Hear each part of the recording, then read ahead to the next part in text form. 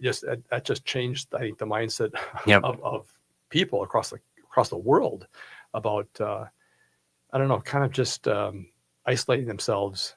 And it's as we talked before the show, if we could get rid of the word fear, Yeah. people just would not live their lives in fear.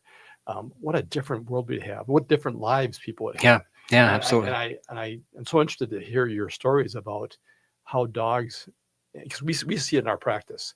You bring a dog in, or you bring Yeah. a kitten in, a chicken, a pig. I mean, we brought all kinds of animals in, and it's so interesting how people open up Oh, to yeah. an animal. Yeah, no, and particularly dogs, because they have such personalities and they're so loyal.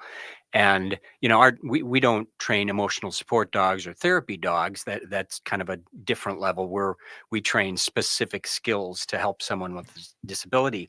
But these dogs also serve as therapy dogs, as Oh, kind of a it's a secondary. byproduct. It, Yeah. it is, because they just love you, and they Yeah. want to make you happy, and they want to serve you, and they want to cuddle with you, and that just changes people in such a Right. good way. Right. It's the loyalty factor, I Yeah. think, is, a lot of people have been hurt throughout their lives. Or, people have been abandoned, and just, life it's a challenge. Yeah. And it's just to have that companion that is always there, always glad to see you. Yep. No matter what you do. no matter what mistakes you make, Yeah. they still love you, and they're still just anxious to see and be with you. And Yeah. Yeah. it really is. There's a reason why they say man's best friend. Yep. Because they are so loyal. Well, and we are really just learning in the last decade or two how much dogs can learn and how their brains work at a much higher level than what anybody realized, I'd say, a couple decades ago. And there's a lot of books out there on it. On the one's called The Genius of Dogs that I would recommend everybody read. But they can be taught more than what we thought they could be taught. And we see this as an organization where we'll have a client with a specific need that we've never had to deal with before. And our staff oftentimes can figure out a way to teach a dog something new to do to help solve that problem. Oh, for a specific problem or a specific goal that needs to be done for a specific client. Right. Yeah. So an example would be, we had a client with a seizure disorder, and she had implanted in her vagus nerve a magnet. And when the other half of that magnet was touched in just the right spot on the outside of her skin, her seizure would end. But of course, if she's having a seizure, she can't do that. Right. And unless somebody is with her who knows about that, she can't be alone and get the benefit of that. So her assistance dog was taught to have that in a certain place, pick up that magnet and put it exactly in the right spot to end her seizure. No way. And a dog figured that out and changed her life. Really? Yeah, it's so cool. Oh my. Well, so we've been the limiting factor for dogs. Right. It's not the dogs. We just didn't realize how smart they were. Yeah, right. So true. Wow. So that must have been a great relief for her loved ones, or people that cared about her, to know that there's somebody there 24 hours a day. Wow. Would the dog recognize that a seizure was coming on, or how did the dog kind of know to grab the magnet? So once she was in, she was seizing or having a seizure, the dog would know. I don't know in that situation whether the dog was getting cues before, but we do learn. So we do seizure response dogs, they're called. And what they generally do is, when their person is having a seizure, they do several things. They immediately put them in a position that is safe. Usually it's on their side, but it might be something different, and hold them there while they're seizing so they don't choke or hurt themselves. Obviously, they also go get help if they're in a place where they can get help, or they could push a button that calls someone. Sure. Maybe go get a bag that has, some sort of medical supplies. And then they know the particular way that specific person more quickly comes out of their seizure. It might be licking their face. It might be putting pressure on a certain part of their body, with the dog's body or the paw. And so they're there to keep the person more comfortable and safe. But what we have found is that some of the dogs, even though they're not taught this, get some sort of cue before the seizure comes on, whether it's a smell or whether it's a certain body movement, and they are able to actually do alert work before the seizure comes on. Wow. We haven't cracked the code yet of how to train a dog to do that, but we know they can because some dogs have figured it out themselves. Wow. Oh, that's just fascinating. Isn't it? Yeah. Oh my gosh. Yeah. Well, it's interesting how, just for that example with the vagus nerve, how technology, which is doing amazing things and it's leapfrogging, but how the technology by itself is not necessarily helpful if you don't have someone or something or some animal in this case to be able to respond with that. Yeah. Wow. We see that too, a little different, but similar with type 1 diabetes clients. So, someone with type 1 diabetes, different from type 2, is it's very dangerous and you can go into a coma and die if somebody is not there and it's too late for you to figure it out yourself. And the technology is amazing, but our dogs are faster than the technology at alerting someone that they're having a blood sugar low based on the smell of your breath, and they can do it from across the room. And so we'll have clients all the time that will say, my dog came to me and started alerting me, and then a few minutes later, my technology did. Yeah. Oh my gosh. I want to explore that more. We got to take a short break here, Jeff, but I want to explore that more about diabetes because that's just fascinating. Wow. All right. It's time for a short break, folks. We'll be right back to continue our conversation with Jeff Johnson, the Executive Director at Can Do Canines, is here to share how assistance dogs are transforming people's lives. Since 1989, Can Do Canines has provided more than 900 assistance dogs to people with disabilities, all free of charge. If you have a question for Jeff, please give us a call, 952-946-6205, or text us at 612-999-3426. I'm Ken Hageland, and you are listening to Living Healthy and Aging Well.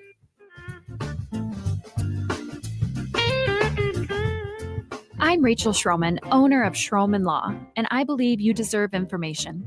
Our firm offers free quarterly estate planning seminars at our office in St. Paul.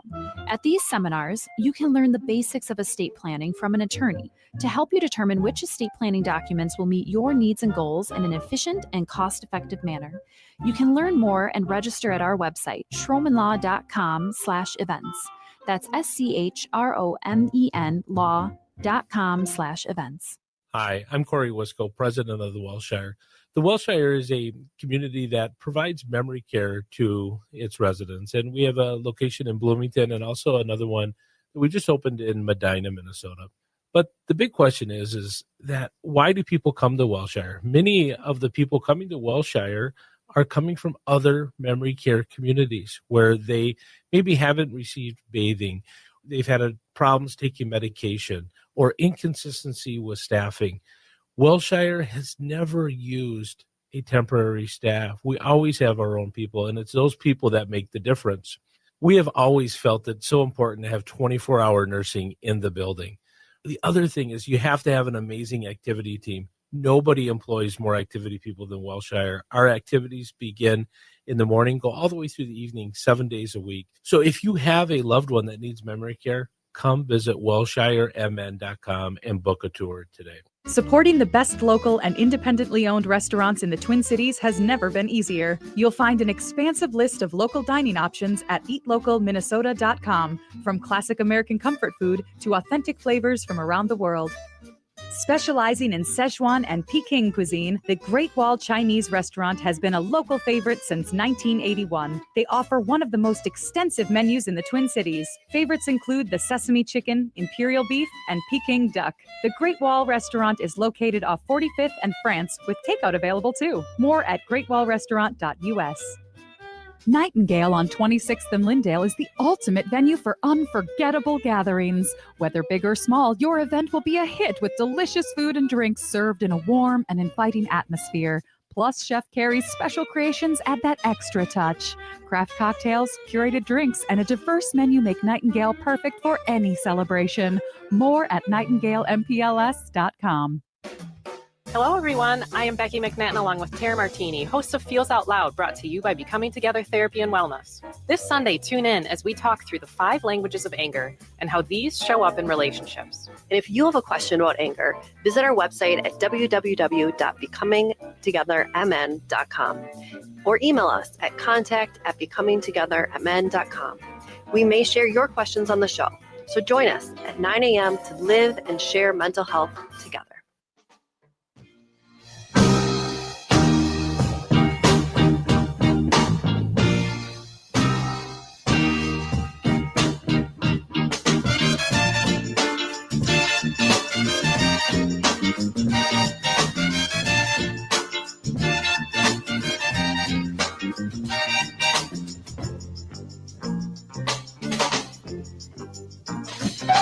All right, welcome back, everyone. You are listening to Living Healthy and Aging Well, where we talk about helping you and your loved ones improve and enjoy your quality of life. My name is Ken Haglund, and joining me today is Jeff Johnson, Executive Director at Can Do Canines. And he is here sharing how assistance dogs really can transform people's lives. Since 1989, Can Do Canines has been providing more than 900 assistance dogs to people with disabilities. And this is what amazes me, all free of charge. We'll have to talk about that here during the show. I don't understand how that happens because it takes a lot of effort to train dogs. But we're really excited to have Jeff here to talk about this amazing service that is right here in Minnesota. Jeff, how can our listeners contact you or your organization if they have questions or want more information? So you can go to candocanines.org. And that's a pretty complete website that tells you who we are, talks about all the different volunteer opportunities. That is our greatest need. It will always be our greatest need is volunteers. And there's a lot of information. There's a way to apply right there. If somebody is interested in a dog as a potential client, or maybe knows somebody who they think could benefit from a dog, all that information's on there as well. You just apply online. There's a $50 application fee, but otherwise there's no charge for the dog after that. And just other information about events that we have. We have an open house coming up in a couple weeks. So March 8th. March 8th. 2 weeks from today, I believe that is. Yeah. And that's actually a great way to learn about us because it's very low pressure. You don't have to sit down and listen to a presentation for an hour. It's a way you walk around, you get to talk to clients. We have different clients at different stations with their dogs. We've got a volunteer area where if you might want to volunteer, you can go talk to a volunteer about what they do. And then we have demonstrations every few minutes about here's how we train dogs, or here's how you might benefit from a dog. And they actually have the dogs interacting. So it's just a fun day. And it's a couple hours from noon to 2. You can come for 10 minutes or 2 hours. All right. So noon to 2 and March 8th. What day of the week is that? That is Saturday. It's 2 weeks from today. All right. And it's at our facility in New Hope, which would be on the website. New Hope. Okay. All right. You have one facility here?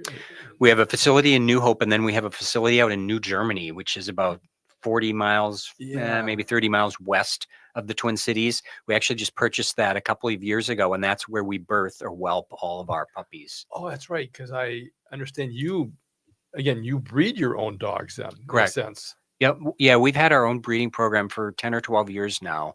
And so we still do get dogs donated to us on occasion. Okay. We still try to rescue a dog now and again, because that is the foundation of our organization. Obviously, rescue dogs, the success rate isn't great, but we still try.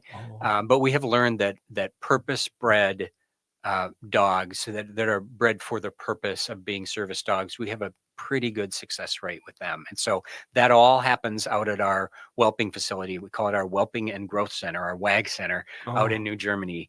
And we actually just had, I believe yesterday, we had a litter born of 3, small litter. And in the coming days, we're going to have a much larger litter born out there. So there's lots of excitement at the WAG Center right now. Wow, it's like the birthing center at the fair. It is, and it's adorable. Yeah, I'm sure. Wow. Is it... So I wonder, is it hard to get volunteers to be a part of something? Because I know people I met so many people that just have such a love affair with dogs.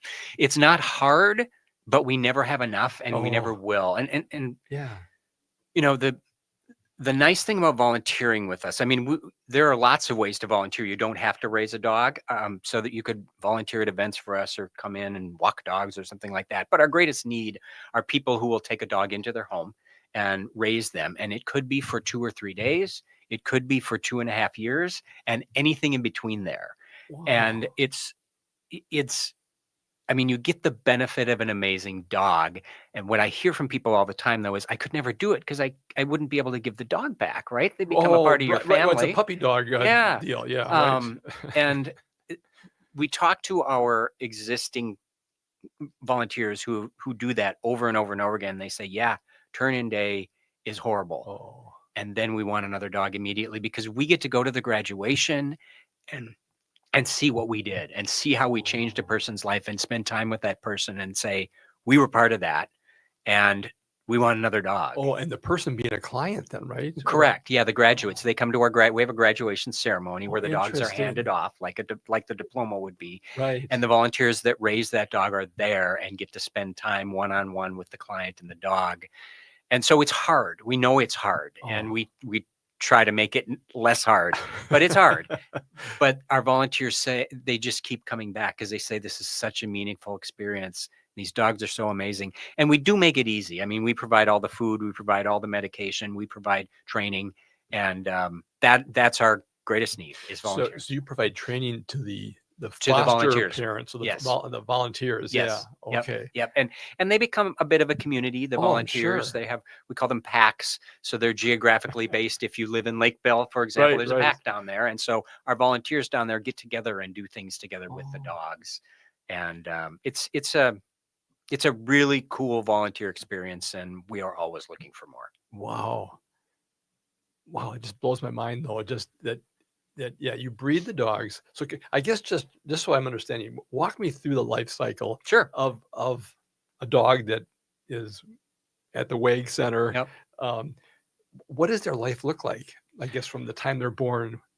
So the first 5 weeks so they are born at the WAG Center. Yeah. And obviously spend a lot of time with mom, but also away from mom. We have staff and volunteers out there, and within probably the first 3 or 4 days, they have a very specific set of tactile things that they work on with these puppies so that they can get used to, for example, having their nails trimmed, having their ears Oh. checked.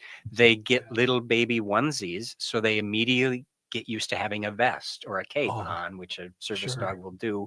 And obviously they get tons of attention and learn. And then at 5 weeks, all of those dogs will go into one of our prisons. We have 9 prison partners in Minnesota and Wisconsin. And one of those prisons is a weaning prison. And so the mom and the puppies go to that prison. And then over 5 weeks, the puppies are weaned from the mom by our inmate handlers who are very specifically chosen for that program. And then at 10 weeks, they move out of the prison and the mom is separated at that point. And then they go into someone's home for 6 to 10 weeks as a little puppy. And that's our toughest volunteer ask because those puppies aren't potty trained Right. yet. And, they stay up at night and chew on things, but some people love to do it. And then after that, then the next 2 to 2.5 years, those dogs will all spend some time in prison being trained, usually 6 to 8 months, and then the rest of their time in volunteer homes. Okay. And then at about 2.5, they come back to our facility in New Hope, and they spend several months there then training with our professional trainers who are now, we call it finishing training, where they're figuring out what is this dog good at and what does this dog absolutely love to do. And then they're paired with a client, and then they're trained with the client. And then we support the team for the life of the team. Okay. So I have so many questions here. It's going to take like 2 shows. So at 2.5 years is when they come back and are ready to Correct. be And- the finishing training. Yep. And we call that college, essentially. They are coming in now to figure out what is it that they want to do with their lives. Right. Wow. Could humans use that? You're right. I mean, really, what are you good at? And what do you enjoy doing? Yep. I mean, Yep. I can see, that so many colleges, even high schools now, try to test to see, what track you want to follow. Yeah. But as you and I talked before the show, how many times I have talked to people on this show over 7 years that in the middle of their career at midlife, they completely do a 180 Yeah. and go different. So how do you even know? Right. I mean, oh, that's just so Yeah. fascinating. Yeah. Okay, so I'm trying to think of all the questions that I'm going to get text on here after the show is done. That's what happens a lot of times. Okay, how did the prison fit into this whole training process for these amazing dogs? Yeah, the prison program is so amazing because number one, it provides volunteers for us. Obviously, Right. these people aren't volunteering to be in prison, but they're volunteering to be in the program, and they're amazing trainers because they don't have a lot else to focus on. True. Whereas Oh, where the dog is in a busy family home, the greatest benefit of that is that the dog is being socialized. So we want those people to bring the dog to Target and to worship and to the doctor's office and yeah. to the soccer game. They don't get any of that in prison, but they get very intensive training from guys and gals. We have one female prison who are very, very dedicated to the program. And it's a benefit to us, but we hear from the inmate handlers and the prison employees what a great benefit it is to the prison because dogs change people and they Right. change the atmosphere.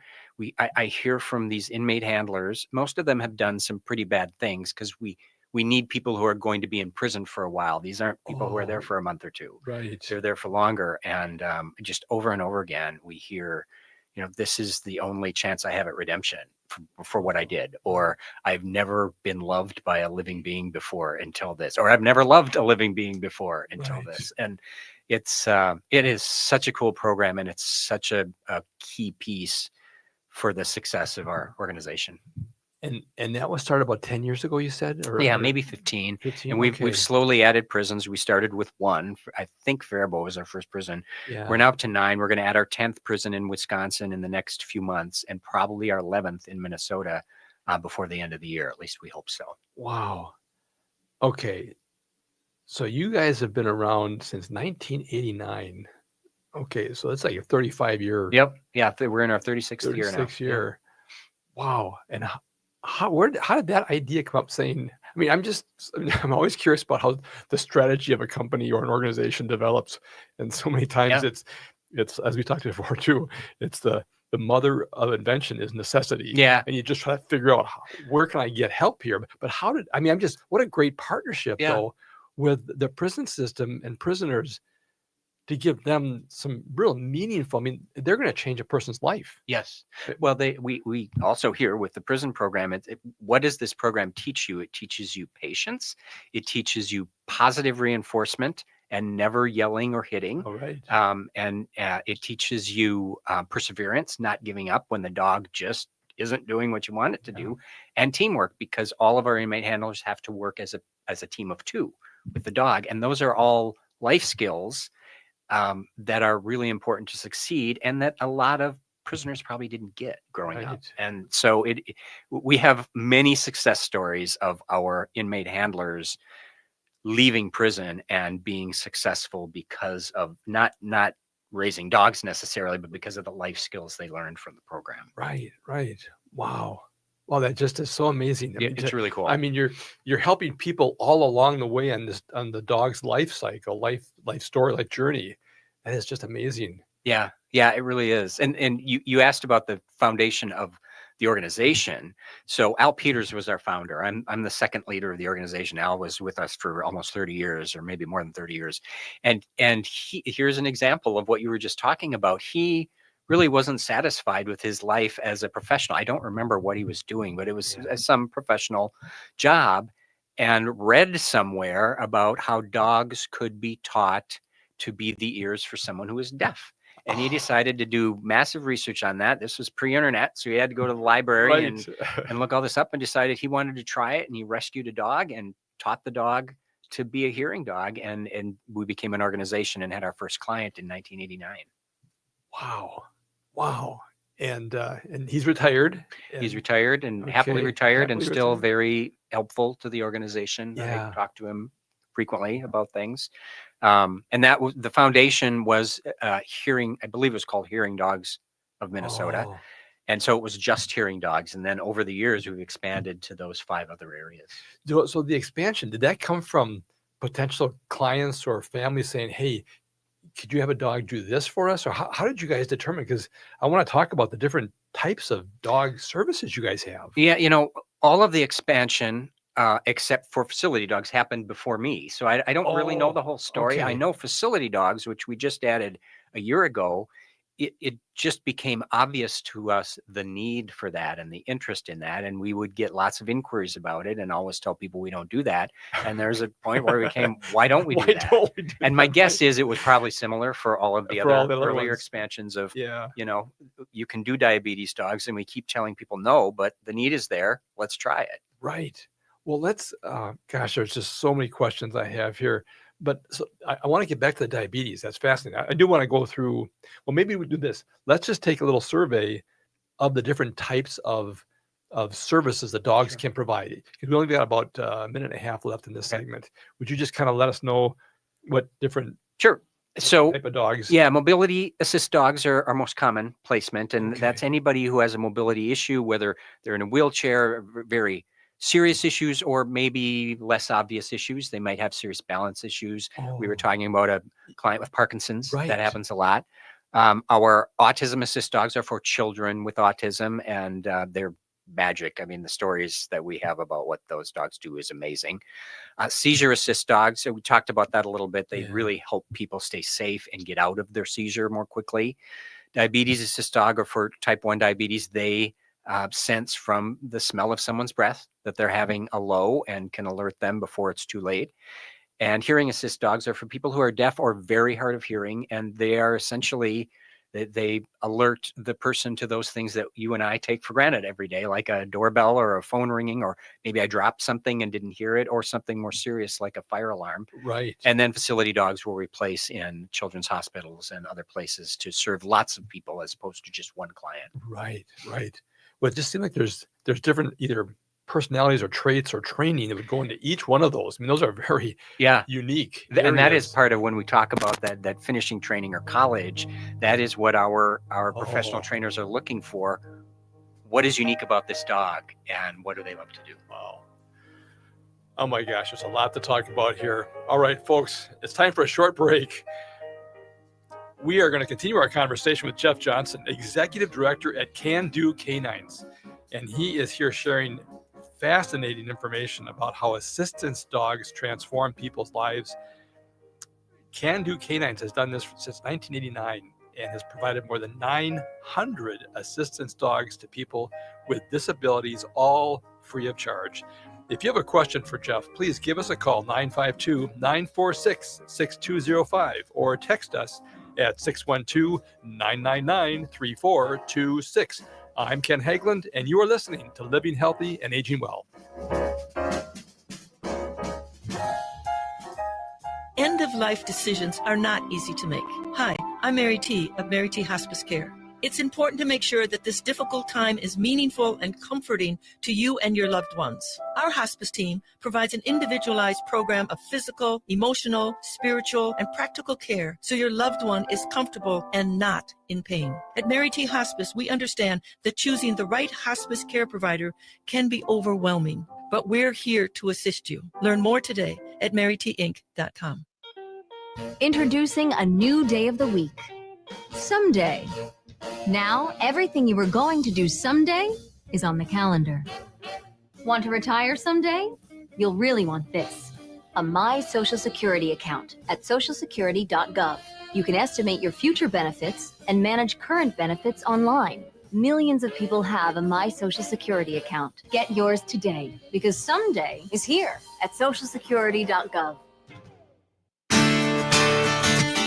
Greg Bakken here. Like you, I love good, fresh, delicious food. So I want to tell you about this treasure in Roseville called Mavericks Real Roast Beef.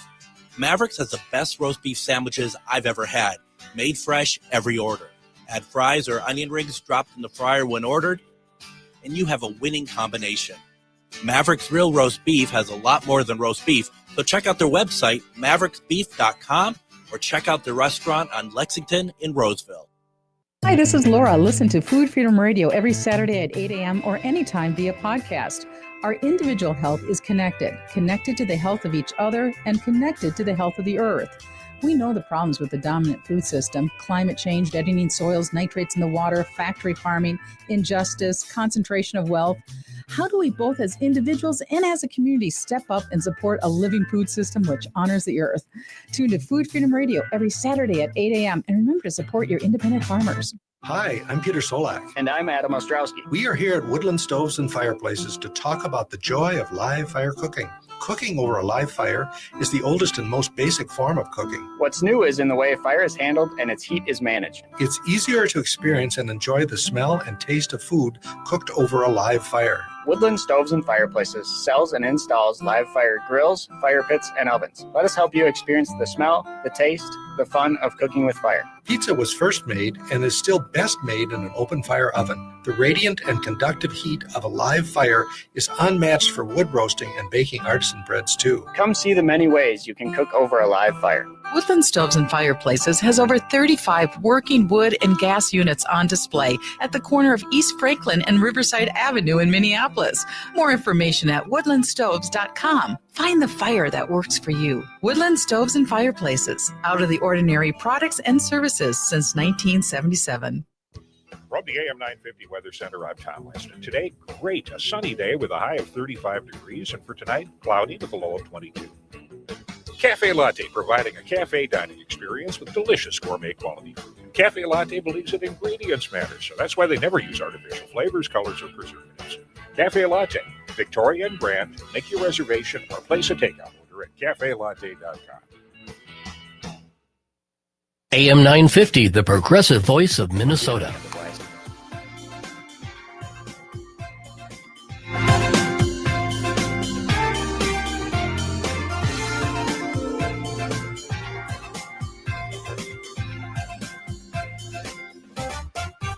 Saturday. Welcome back.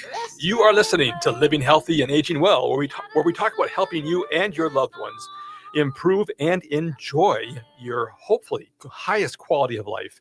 My name is Ken Haglund, and joining me today is Jeff Johnson, Executive Director at Can Do Canines, and he is here just absolutely blowing my mind about the amazing effects that these trained dogs have on people's lives.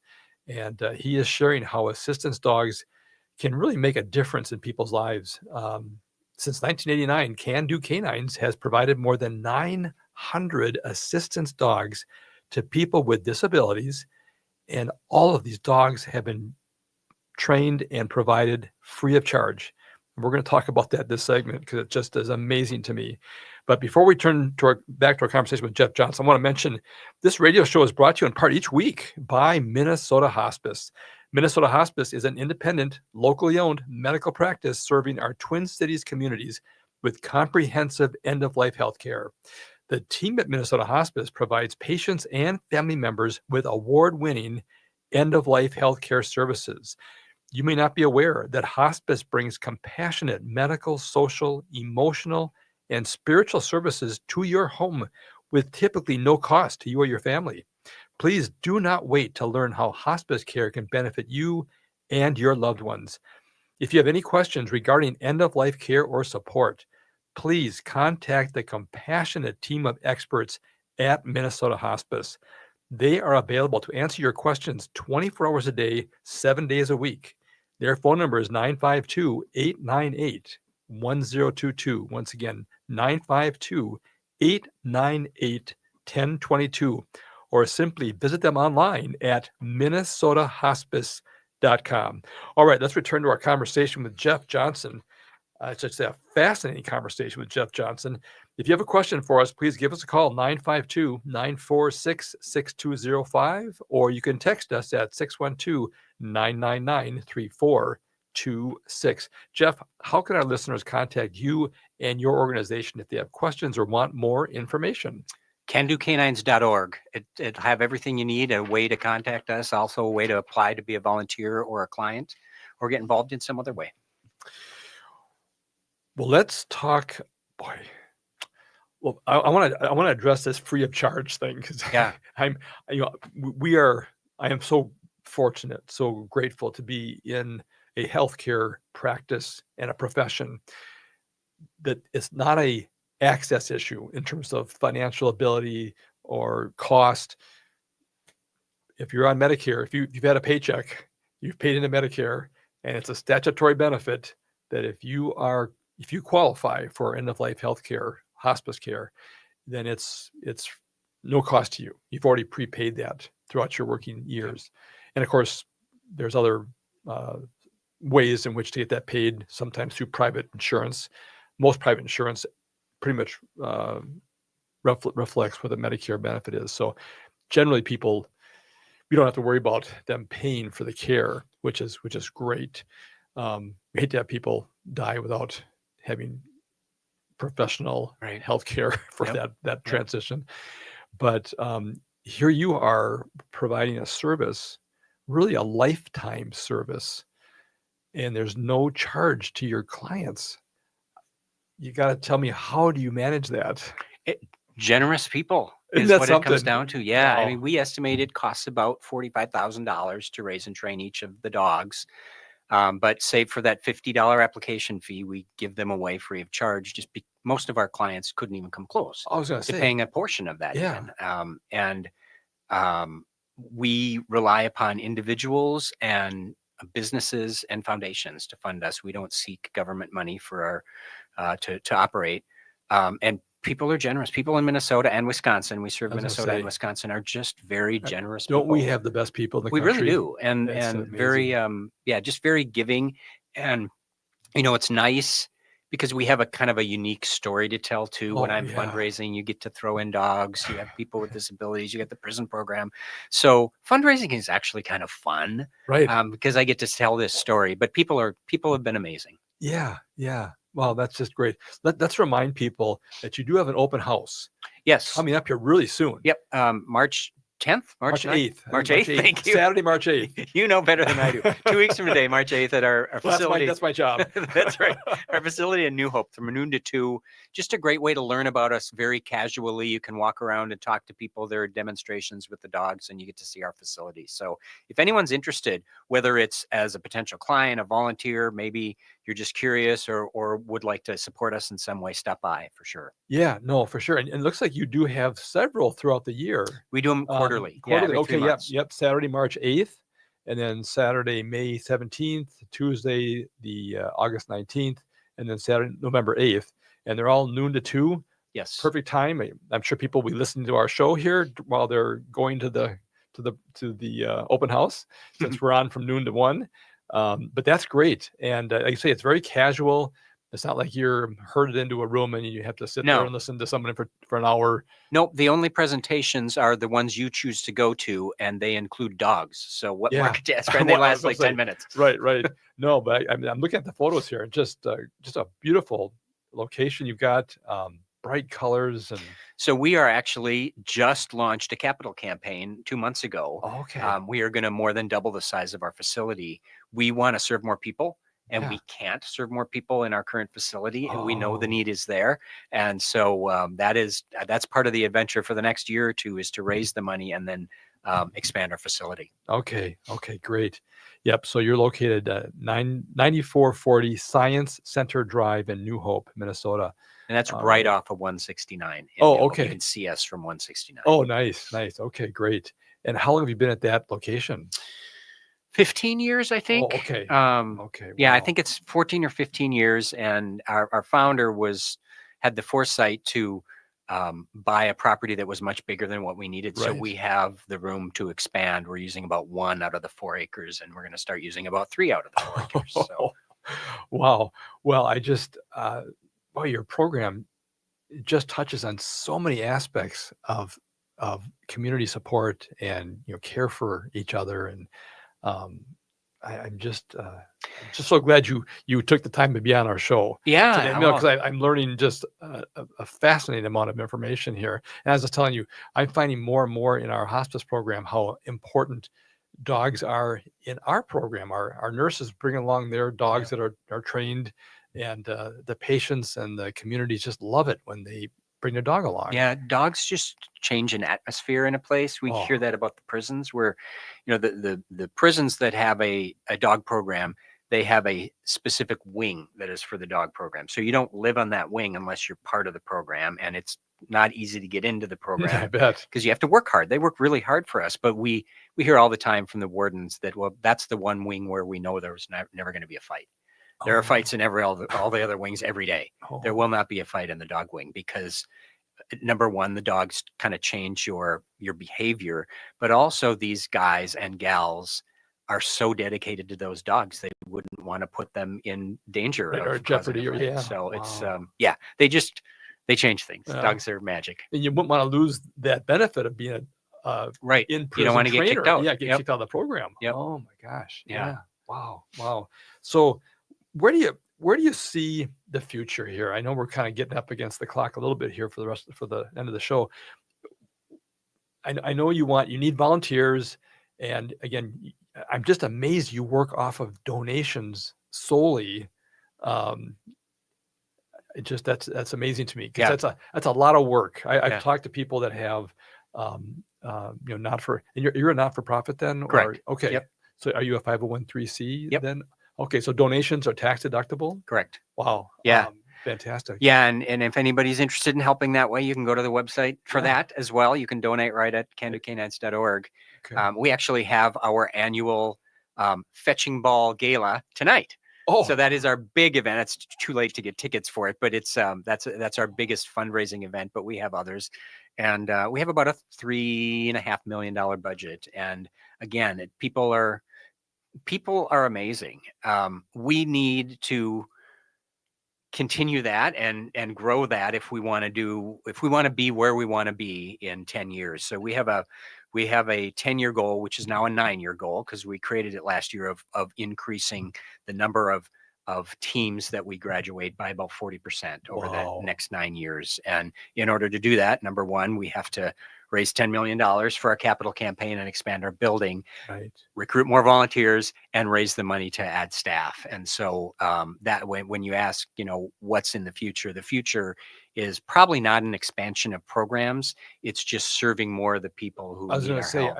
And we know there are tens of thousands in Minnesota who could benefit from a dog who probably don't even know about us yet. Right. Oh, listen, I've been doing this for 7 years, trying to match up needs with solutions in our communities. And the reason I started this thing 7 years ago is that in hospice, I was surprised how little people knew about services or resources or even, what's hospice? I mean, I misunderstood what hospice was. Yeah. That's why I was fascinated by it. But so I thought when this opportunity came up to have our own radio show, I thought, oh, what a great way to highlight services that so many people just have no idea. I mean, if you look at even like social workers, they have these books that are 1,000 pages of all the services available to people in Minnesota. I mean, I think a lot of things just go by the wayside because people they don't know where to turn. I mean, here we are in the information age, right? Right. And like you say, your founder went to the library and did some research on how dogs can help people that are deaf or hard of hearing.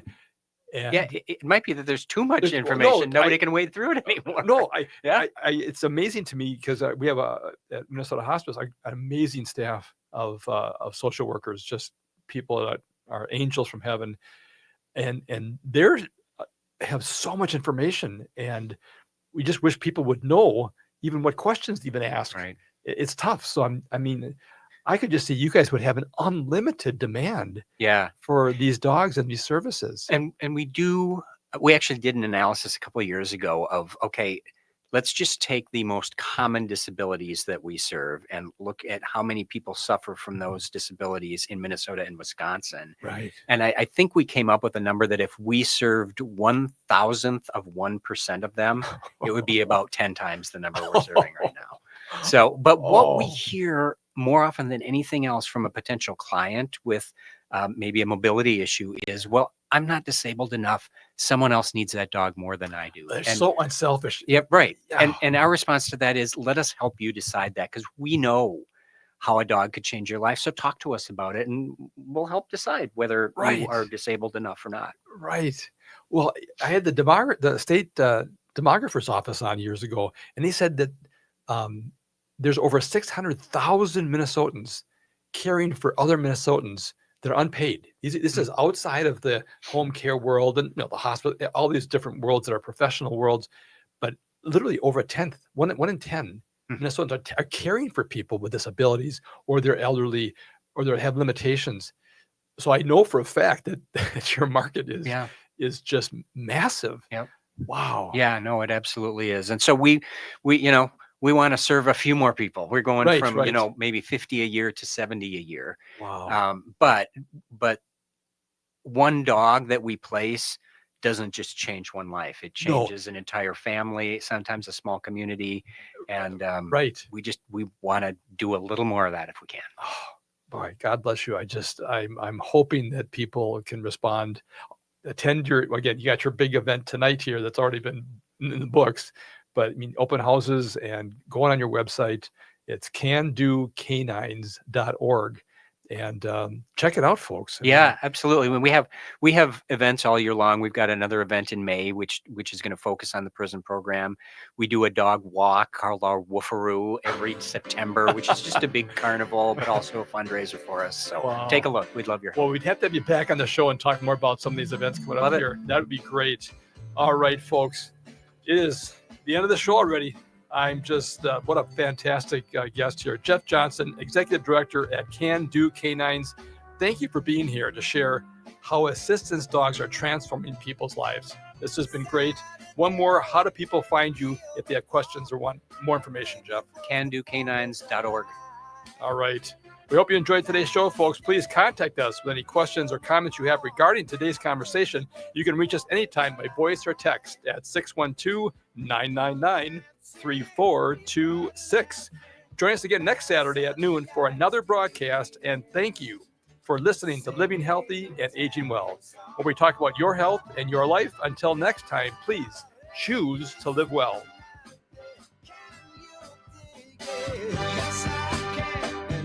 You may not think of it, but winter is a great time to take care of those exterior home projects. This is Chad, owner of AM 950 for Snap Construction. Most people wait until the warmer months for their exterior home projects, but labor costs are actually lowest in the winter. And that's true for the contractor I trust, Snap Construction. Arguably the most well-reviewed exterior contractor and insulation contractor in the metro. Are you noticing ice dams on your house? Or is your furnace constantly running and you're still not comfortable? In addition to your exterior home projects, winter is also a great time to get your insulation checked with a free energy audit from Snap Construction.